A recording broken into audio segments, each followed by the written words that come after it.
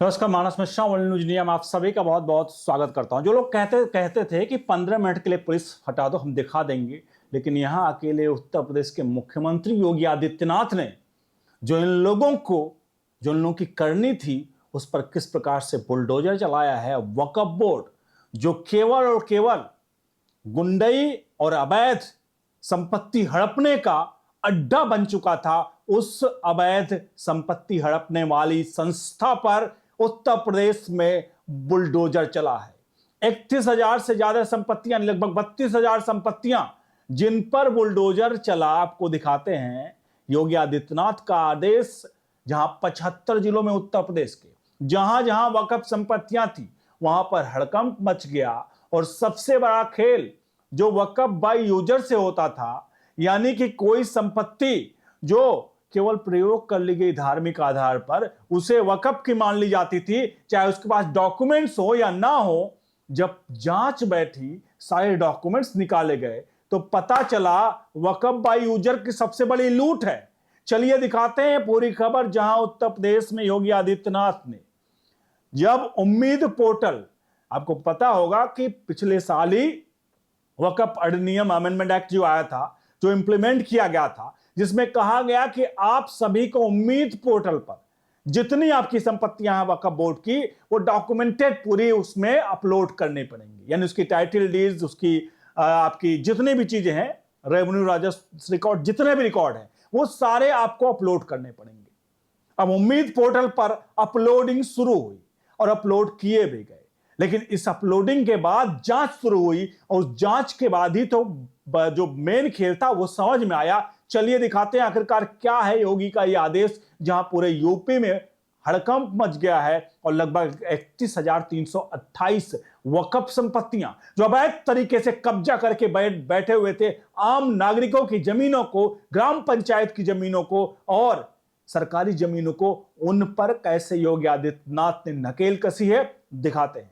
आप सभी से चाहेंगे, अनुरोध करेंगे कि वीडियो के कमेंट बॉक्स में उत्तर प्रदेश के मुख्यमंत्री का यह एक्शन कैसा लगा आप जरूर लिखिएगा, और वक्फ बाय यूजर का जब भी खुलासा होगा तो आपको समझ में आ जाएगा। मैं सबसे पहले एक चीज दिखाता हूं आपको, वो सबसे प्रमुख है कि ये लोग खेल कैसे करते थे। आपको साक्ष्यों के आधार पर, क्योंकि यही उत्तर प्रदेश की जांच में आया, वो समझिए योगी ने जो आदेश दिया और सभी जिलों में जांच हुई, तो सबसे प्रमुख यही आया। क्या आया आपको बता दूं। ये लोग क्या करते थे, वक्फ बोर्ड के लोग कुछ एक जगह चद्दर बिछाते थे। चद्दर बिछाने के बाद धीरे धीरे करके उस एरिया के आसपास भी थोड़ा सा अपनी चहलकदमी बढ़ाते थे। उसका धीरे धीरे करके ये पूरा एरिया जो होता था उस पर कब्जा किया जाता था। एक होता था एक कोई एरिया देखते थे जहां पर देखते थे कि आसपास कोई विवादित जमीनें हैं। ये लोग क्या करते थे, वहां बीच में जाकर के थोड़ी सी एक टुकड़ा ले लेते जमीन का, फिर वहां पर चद्दर बिछाते थे। उसके बाद आसपास के एरिया को वो लोग कब्जा करना शुरू कर देते थे। ये पूरा खेल चलता था। इस खेल का सबसे प्रमुख आपको दिखा दे, जब जांच में आया, देखिए आपके सामने जांच में क्या निकल के आया। देखिए कौन कौन सी गड़बड़ियां मिली। खसरा नंबर मिसमैच था। सबसे बड़ी समस्या थी कि पोर्टल पर अगर मान लीजिए प्लॉट नंबर 210 लिखा हुआ है कि ये वक्फ संपत्ति है, लेकिन रेवेन्यू रिकॉर्ड में वही प्लॉट किसी प्राइवेट ओनर के नाम था। यानी कि जो वहां पर रेवेन्यू में लिखा भैया कि ये तो वक्फ की संपत्ति है, वो किसके नाम पर था, वो किसी प्राइवेट नाम पर था।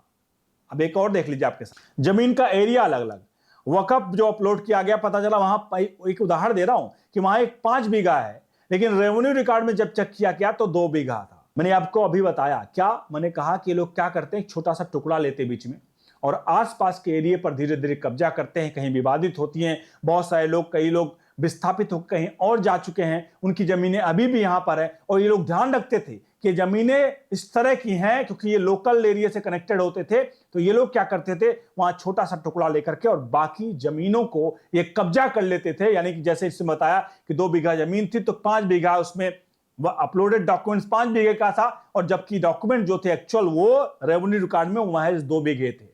ये खेल बहुत लंबा चल रहा था और एक सबसे प्रमुख, आप जरा देखिए, वो सबसे बड़ा खेल चल रहा था आपके सामने। अब देखिए कुछ जगह थी जहां सरकारी जमीनें थी, ग्राम समाज की जमीनें थी, प्राइवेट ओनरशिप पर भी वक्फ वहां पर क्लेम किए हुआ था। यानी देखिए, सरकारी जमीन पर, ग्राम समाज की जमीन पर और प्राइवेट ओनरशिप थी, उनकर भी वक्फ अपनी जमीन पर क्लेम कर रखा था और वो वक्फ बोर्ड की जमीनें थी। ये खेल बड़ा खतरनाक चल रहा था और उसके बाद जो खेल असली चल रहा था वो था वक्फ बाय यूजर। अब वक्फ बाय यूजर देखिए क्या चल रहा था। देखिए, कुछ प्रॉपर्टी ऐसी भी थी जिनका ऑफिशियल वक्फ नोटिफिकेशन नहीं था, लेकिन लंबे समय से धार्मिक उपयोग में हो रहा था, इसलिए इन्हें वक्फ बाय यूजर कैटेगरी में डाल दिया गया। वेरिफिकेशन में कई केसेस पर भी यहां पर सवाल उठे हैं। अब आपको समझ में आ गया कि ये लोग खेल कैसे करते थे। वक्फ बाय यूजर यानी ये लोग कहीं, मैंने बार बार एक चीज का उसको बहुत आसान भाषा में समझिए कि कहीं पर इन्होंने चद्दर बिछाई, चद्दर बिछा करके इन्होंने करना शुरू कर दी जो करते हैं लोग।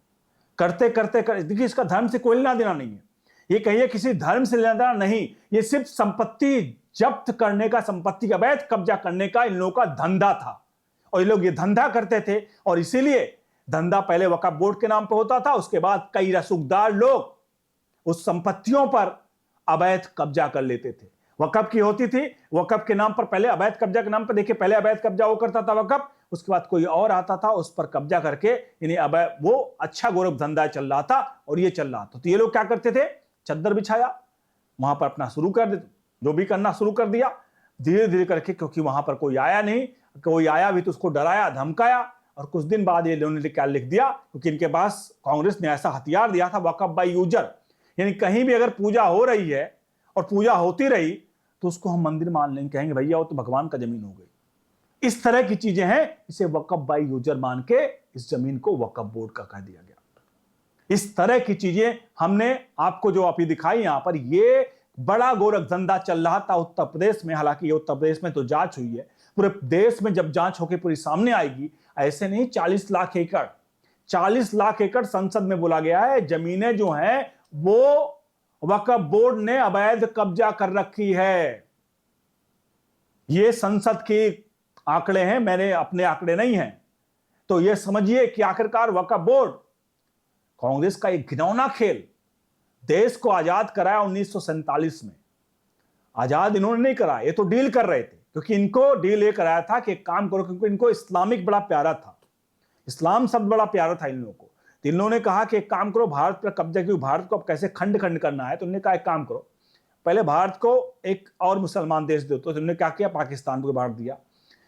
जब धर्म के आधार पर बंटवारा हुआ तो पाकिस्तान जब मुसलमान कंट्री हो गया, तो चलिए मान लेते हैं कुछ मुस्लिम हिंदुस्तान में भी बस गए, इस बात को एक्सेप्ट कर लेते हैं। लेकिन हिंदुस्तान में बस गए, एक बार आपने जब मुस्लिम राष्ट्र बना दिया था तो इतनी चूल क्यों मची थी तुम्हें कि तुमने यहां पर वक्फ बोर्ड बना दिया, मुस्लिम पर्सनल लॉ बोर्ड बना दिया, वर्शिप एक्ट ला दिया। इसकी चूल क्यों मची थी?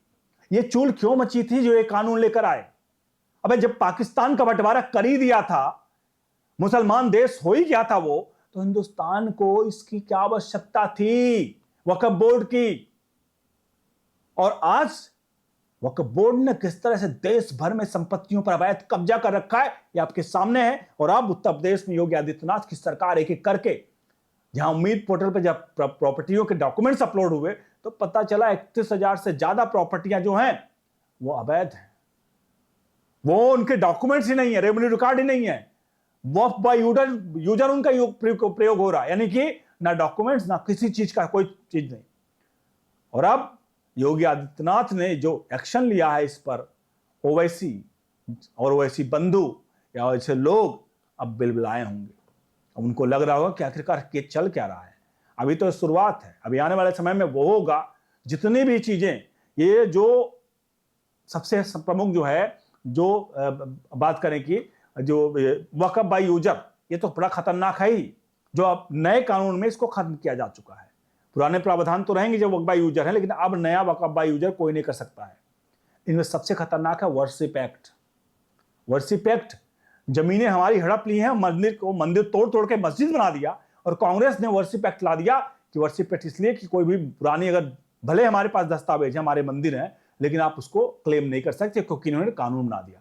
कानून बना करके ये लोग हिंदुस्तान में रहकर एक बार पाकिस्तान दिया, उसके बाद यहां वर्शिप एक्ट और इस्लामिक कानून ला करके हिंदुस्तान में राहुल गांधी जैसे लोग, सोनिया गांधी जैसे लोग, इनके खानदान ने पूरे हिंदुस्तान को सेकुलरिज्म का चोला पहना करके हिंदुस्तान की पीठ पर छुरा घोंपा है। यह है कांग्रेस का असली सच, जो आज योगी आदित्यनाथ ने उस पर बुलडोजर चलाकर, अमित शाह ने उस पर बुलडोजर चलाकर सारी दुनिया के सामने, देश के सामने एक्सपोज किया है। आप सहमत है इस पूरे कार्रवाई पर? कमेंट बॉक्स में लिखिए, वीडियो को लाइक शेयर करिए, बने रहिए न्यूज़ इंडिया के साथ। बहुत बहुत